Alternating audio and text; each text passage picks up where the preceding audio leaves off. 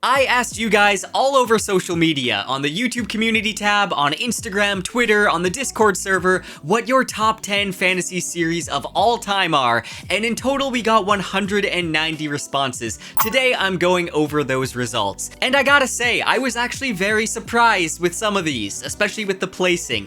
We'll get into it, but I want to give a huge thank you to Patrick Ryan. He's the one who put together the survey. He kept track of all the data and made me this organized spreadsheet for this whole thing, so that helped out so much. I really appreciate it, man. Also, you've just been such a huge supporter of the channel and my vlog channel as well, so I really appreciate it. You guys should go check out Patrick Ryan's channel. I'll have a link to it in the description. He makes a lot of reviews and top 10s and stuff like that, so definitely check out his channel. I would not have kept it as organized as you did, so that helped out a lot. Also, at the end of this video, I'm going to have an update about the group vacation that I'm hosting with Trovatrip. We're going to be traveling from August 13th to the 18th to Dublin and Killarney, Ireland. So if you're interested in traveling together, then I'll have that whole update at the end of the video. Now, for this top 10, I had a rule in the survey where I didn't want you to group together large series. I wanted you to count the sub-series.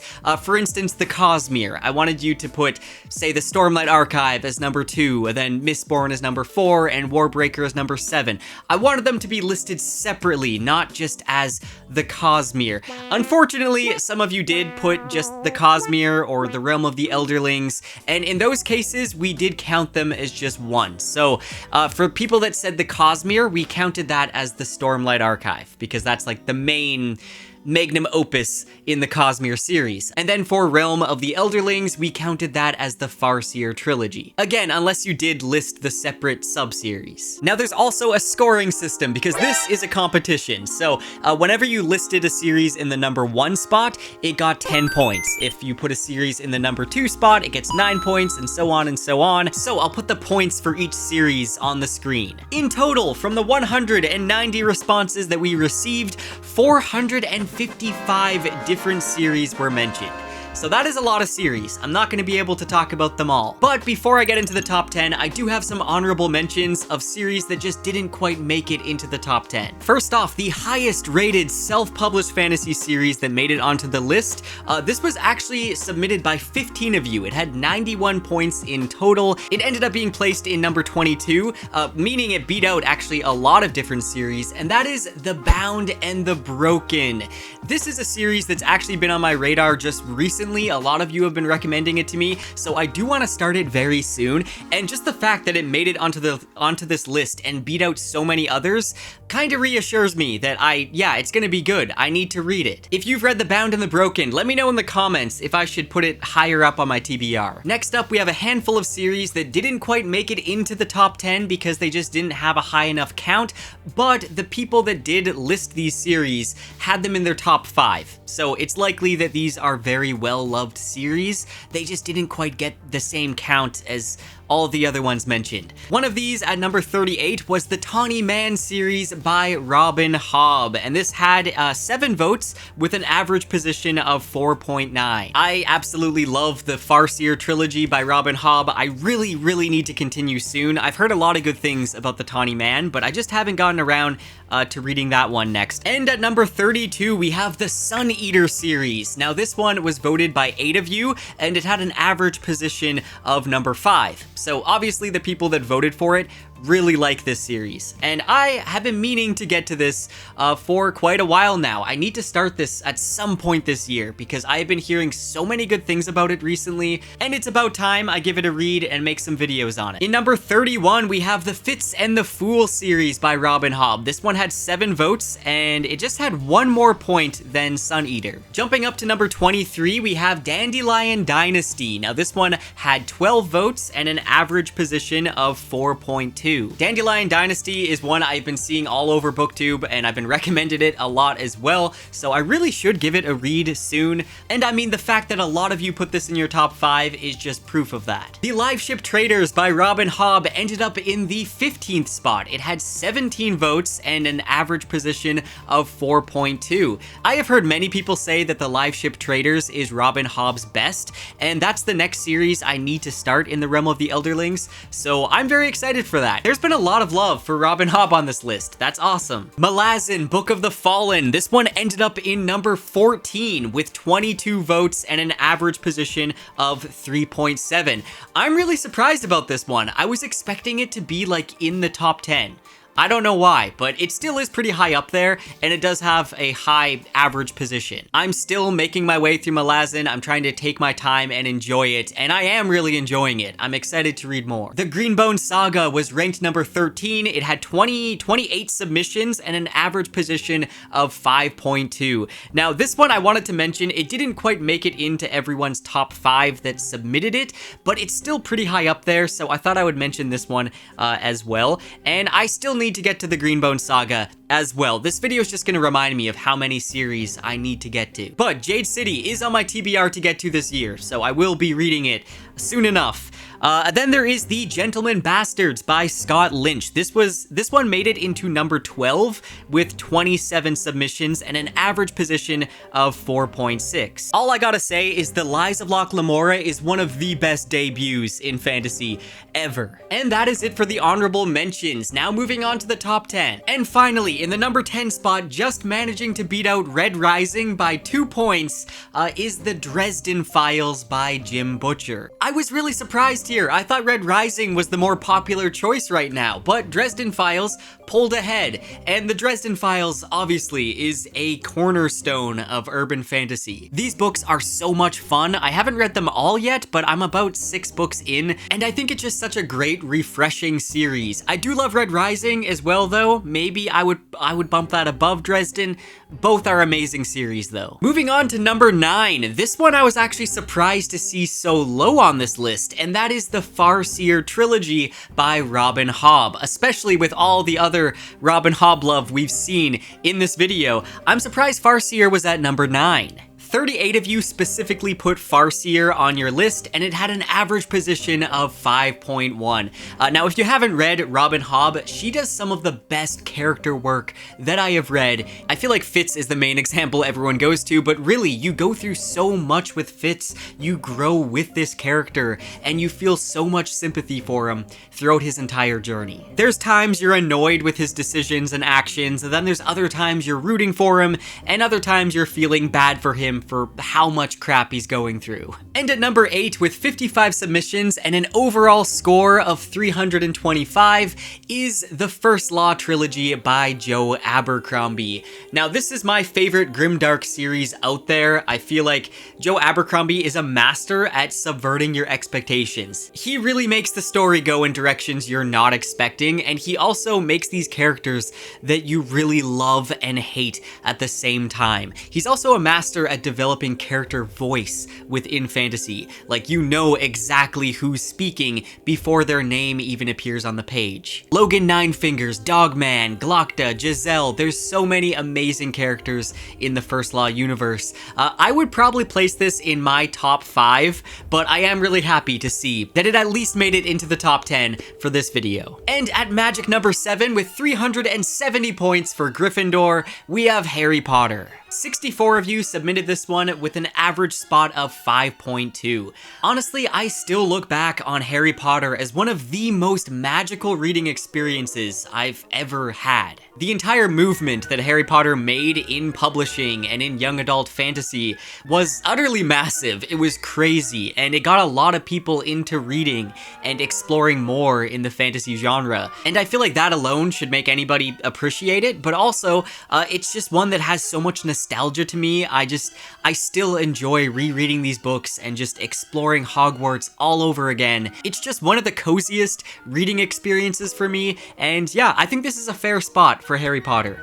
Moving on, at number 6, we have The Wheel of Time. Now, this one had a jump in points from the last one. In total, The Wheel of Time had 472 points. 70 of you submitted this on your list, and it had an average position of 4.3. So it's actually very high high up on a lot of your list. It just didn't quite get enough submissions to make it any higher than number 6. Now, The Wheel of Time, while it does have its flaws, sometimes you might want to stop and tug on your braid, it is well worth the journey. This is a series I got massively invested in. I mean, I feel like there's a character for everyone in this series. And I mean, there is a lot of characters in The Wheel of Time, but I feel like this is one of those series that every fantasy reader should read at least once. Yes, you can argue that Robert Jordan is a little long-winded at times, but I feel like his writing style just made everything so immersive in my mind. I was able to picture every small detail of this world, and it just kept me all the more immersed. The Wheel of Time just has so many incredible, impactful moments in it that I still think about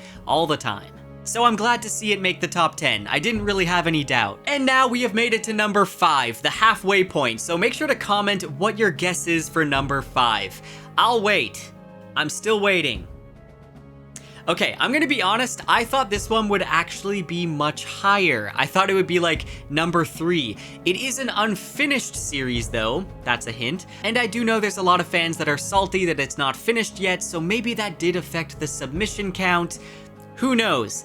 But with 524 points in total and 75 submissions, we have A Song of Ice and Fire by George R.R. Martin. I do feel like for a lot of people, the ending of the show kind of killed their hype for the series overall, but this is still one of the best fantasy series out there, and it definitely deserves a spot high up on the list. I actually only read the first book and then I watched the show, so I'm actually planning on starting a fresh read through A Song of Ice and Fire, probably by the end of this year, because I would like to finally read the books regardless of whether he's actually going to finish the series or not. Number 4 had 86 submissions, it had 588 points in total, and it's another unfinished series.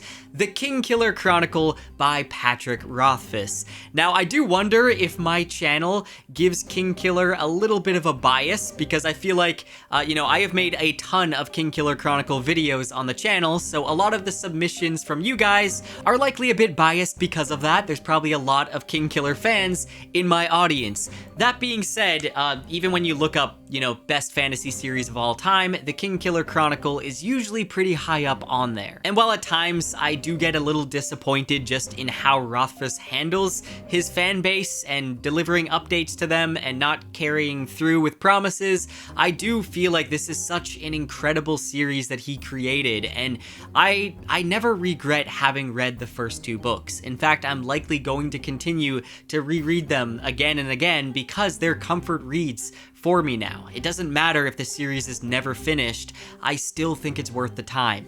And it's a beautiful series. It's one I wish I could read again for the first time. And I do have hope that one day Rothfuss will finish it. I'm just not holding my breath because I'm sure it's gonna be a long time coming still. But this is a series with such a beautiful writing style. The way that Rothfuss conveys music in his narrative is so fascinating to me. I have never read a series with such a big focus on music, and I love it. It just fits in with the poetic nature of his writing. Number 3, again, you guys surprised me. I thought this would be number 1. I thought for sure this was gonna be number 1. But here we have at number 3, the legendary, well-loved series, The Lord of the Rings by J.R.R. Tolkien. It ended up having 610 points in total, 95 of you submitted this one, and it had an average spot of 4.6. And wow, okay, I'm not surprised this was in a lot of your top 5s, but I always assumed that The Lord of the Rings was like number 1 for a lot of people. So yeah, this really surprised me, and I'm kind of glad it didn't make it into number 1. I love Tolkien, I love his work, and The Lord of the Rings is always going to be one of my comfort reads, but I do feel like it's a very predictable answer for the number 1. And hey, sometimes you don't want to be completely predictable. Now, reading The Lord of the Rings, to me, it feels like coming home. Like, when I read about the Shire in the beginning, it just feels so cozy, and it's a series that just keeps me so immersed. The writing of Tolkien is so beautiful, and the way that he creates languages and cultures and so much history to his world, I still feel like holds up 100% to this day. I never understand when people say that The Lord of the Rings doesn't hold up. I definitely think it does. I mean, it does use a lot of those classic tropes that we're just so used to seeing now, but Tolkien kind of created. But he helped make those tropes, and I feel like he still pulls it off way better than all the imitators. I honestly feel like you can't go wrong with The Lord of the Rings. I do feel sad though when it's the only fantasy series that people have read. I've met a lot of people in real life who have only read The Lord of the Rings and just never really continued reading anything else. And there is so many incredible fantasies out there, both classic fantasy and modern fantasy, that I think are well worth exploring. I mean, obviously, you guys know that. Okay, if The Lord of the Rings was number 3, what's number 2, you might be asking? As much as I love this series, I was not expecting it to be number 2. Again, you guys surprised me here. You might have noticed a lack of Brandon Sanderson up until this point. At number 2, with 702 points in total and 115 submissions out of the 190, we have Mistborn Era 1. It did have an average position of 4.9, but because there was so many submissions for Mistborn, it bumped it right up to number 2. Now, I am a big fan of Mistborn Era 1 and Mistborn Era 2, and I'm actually working on some character studies for Mistborn. I'm working on one for Vin right now. I'm going to make one for Kelsier and a bunch of other characters, so you can look forward to that. That's actually going to come very soon. The original Mistborn trilogy has one of the most iconic and recognizable settings and magic systems in fantasy. It's one of my favorites, and this is a series that I felt like I read at the exact right time that I needed to. It really helped get me back into reading adult fantasy, and it set me down the path of reading more Brandon Sanderson, who's one of my favorite authors of all time. It has some very memorable, complex characters. It has some fantastic, gritty action scenes. Mistborn is a series I really want to see an adaptation for. I would love to see a trilogy of movies, but I especially want to see a video game adaptation because who doesn't want to fly around as an Alamancer? Anyways, I'm glad to see that a lot of you love Mistborn as much as I do. Okay, place your bets for the number 1 spot. This series gained 907 points in total. 122 out of the 190 submissions included this series on their list.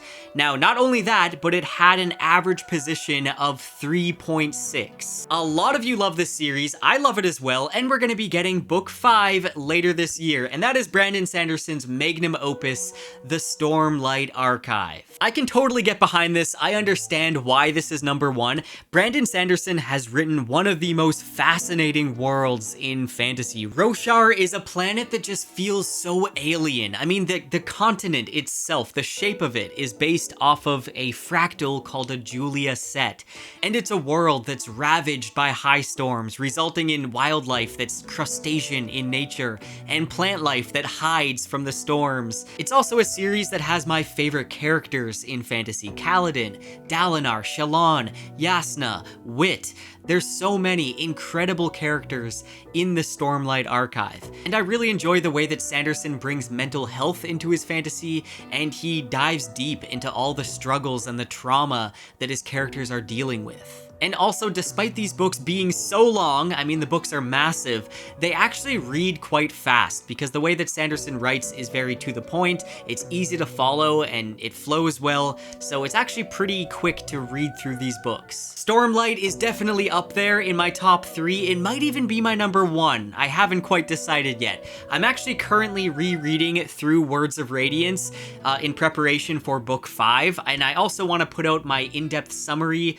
for Words of Radiance and for Oathbringer and for Rhythm of War before book 5 releases. So that's why I'm trying to read through them again as fast as I can right now, because I need to get uploading my in-depth summaries. But anyways, I forgot how good Words of Radiance is. This is definitely, I think, the best book in all the Stormlight Archive so far, and I truly forgot just how many amazing scenes there are in Words of Radiance. So there we have it. Number 1 is the Stormlight Archive. And that was the top 10 fantasy series according to you guys. Let me know if you have any surprises with that in the comments at all, because I was surprised with a lot of those. I do have some more data that I want to share with you guys. Okay, I'll put on the screen some of the data because I was surprised with a lot of this. Let me know if there's anything that stands out to you. But first of all, why was Discworld so low? It was ranked number 20. I don't know about that position. More of you need to read Discworld. Also, we have The Faithful and the Fallen at number 28. I was surprised that one was so low as well. Now, the series with the most first place votes, first was Stormlight Archive with 33, Lord of the Rings with 26, The Kingkiller Chronicle with 18, The Wheel of Time with 13, A Song of Ice and Fire with 10, Mistborn Era 1 with 9, Harry Potter with 7, and Bound and the Broken with 5. Which again, there was only 15 of you that voted for Bound and the Broken, but 5 of you put this in number 1. I really need to read that series. Anyways, that was a lot of fun. Let me know if you guys want to see more videos like this. Even if you have specific ideas, let me know in the comments, because I love building more of a community here. And it's valuable for me too, to see what series you guys are reading. Maybe those are series I want to check out as well, because I'm sure we have similar reading tastes. And again, I love building a community here, and you guys have the chance to travel with me, and we could go on a big adventure together. So I want to tell you about an update with the Trovatrip. This is the group vacation I'm hosting. We're going to be traveling to Ireland on August 13th to the 18th. We're going to be going to Dublin and Killarney, and I am so excited for this. Katie and I are very excited to meet you guys, to go on this adventure together. We'll be doing a walking tour of Dublin. We'll see the Dublin Castle, the Temple Bar, the Millennium Bridge, Trinity College, all those iconic sites. We're going to be checking out some bookshops around Dublin and filming a bookshop adventure together, which is going to be so much fun. We're also going to be doing a tour and taste testing at the Guinness Storehouse. We're going to go to a castle. We're going to go see the Rock of Cashel, which is this beautiful castle with a really interesting history. And we're also going to be getting private transportation and a tour of the Ring of Kerry, which is absolutely beautiful. I cannot wait to see it. And it's going to be so amazing for me to be able to meet some of you. Like, I think that's going to be so much fun. We're going to become friends. We're going to go on an adventure. It's going to be awesome. So if you want to sign up for this trip, you should probably do it soon, because there's only so many spots available. So I will have the link in the description to where you can sign up. Now, 25% down is needed to claim your spot, but they do have payment plans and stuff available as well. Anyways, I hope you guys enjoyed the video. Huge thank you to all of my patrons, and I'll see you guys soon.